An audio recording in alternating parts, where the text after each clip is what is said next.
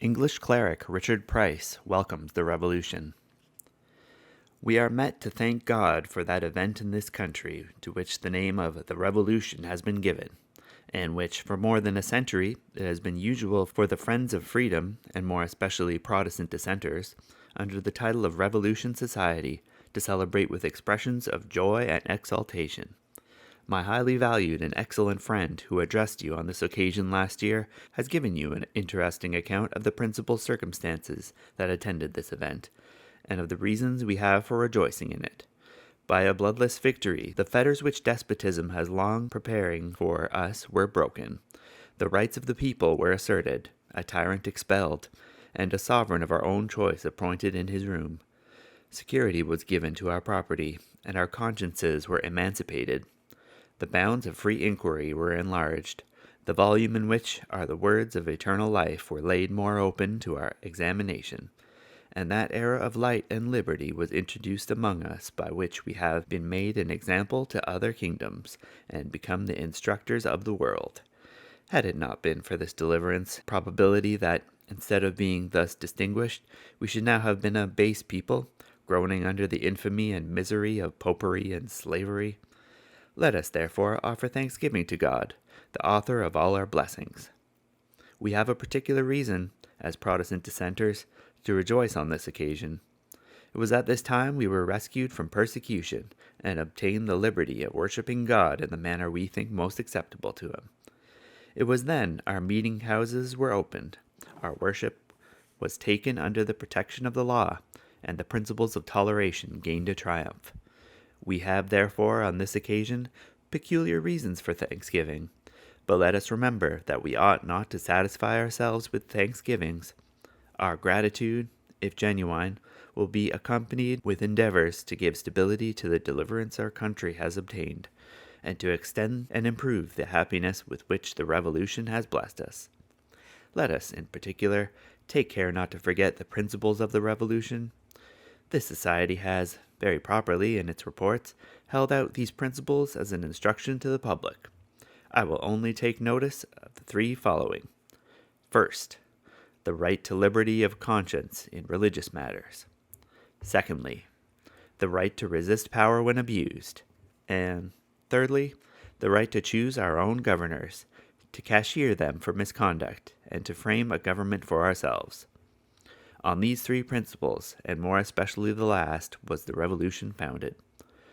Were it not true that liberty of conscience is a sacred right, that power abused justifies resistance, and that civil authority is a delegation from the people? Were not, I say, all this true, the Revolution would have been not an assertion but an invasion of rights, not a revolution but a rebellion. Cherish in your breasts this conviction, and act under its influence, detecting the odious doctrines which, had they been acted upon in this country, would have left us at the time wretched slaves. Doctrines which imply that God made mankind to be oppressed and plundered, and which are no less a blasphemy against Him than an insult on common sense. You may reasonably expect that I should now close this address to you, but I cannot yet dismiss you. I must not conclude without recalling particularly to your recollection a consideration to which I have more than once alluded, and which, probably, your thoughts have been all along anticipating, a consideration with which my mind is impressed more than I can express. I mean, the consideration of the favorableness of the present times to all exertions in the cause of public liberty. What an eventful period is this! I am thankful that I have lived to it, and I could almost say, Lord, now lettest thou thy servant depart in peace, for mine eyes have seen thy salvation. I have lived to see a diffusion of knowledge which has undermined superstition and error. I have lived to see the rights of men better understood than ever, and nations panting for liberty which seem to have lost the idea of it. I have lived to see 30 millions of people, indignant and resolute, spurning at slavery, and demanding liberty with an irresistible force. Their king led in triumph, and an arbitrary monarch surrendering himself to his subjects. After sharing in the benefits of one revolution, I have been spared to be a witness to two other revolutions, both glorious.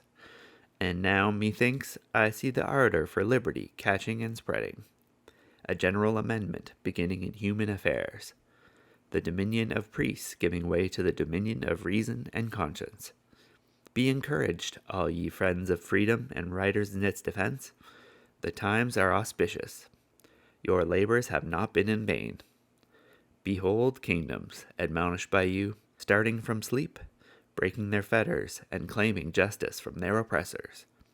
Behold the light you have struck out, after setting America free, reflected to France, and there kindled to a blaze that lays despotism in ashes, and warms and illuminates Europe.